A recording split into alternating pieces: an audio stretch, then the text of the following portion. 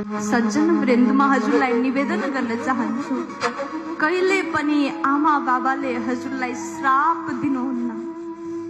माता पिताको मन, माता पिताको चित्त यति ठुलो हुन्छ, जति सुकै दुख पाए तापनि, जति सुकै पीडा पाए तापनि कहिले पनि आफ्नो सन्तानलाई श्राप बद्दुवा माता पिताबाट हुँदैन।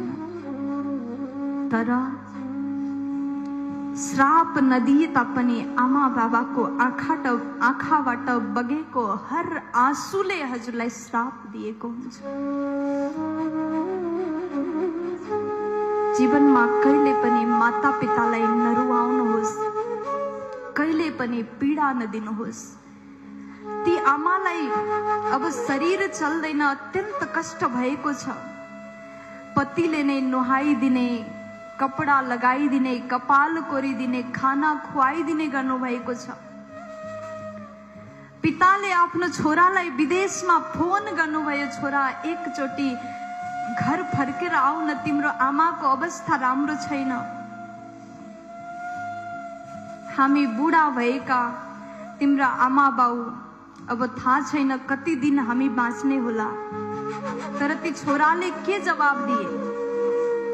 जसरी भए पनि हजुर आफ्नो जीवन जिउनुहोस्, हामीलाई यहाँ टाइम छैन। फर्केर आउनको लागि पनि पैसा खर्च हुन्छ। विदेशबाट वापस आउनको लागि पैसा लाग्छ। एउटा टिकट नै 2-3 लाखको हुन्छ। फेरि भिजा पनि लगाउनु पर्यो।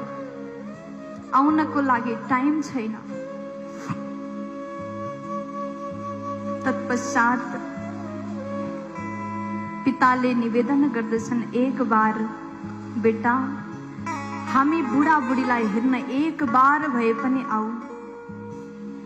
तर ती छोराले फोनमा भन्दछन्, हामीसँग यति फाल्तु पैसा छैन। केवल आउनको लागि, केवल हेर्नको लागि हामी किन आउने?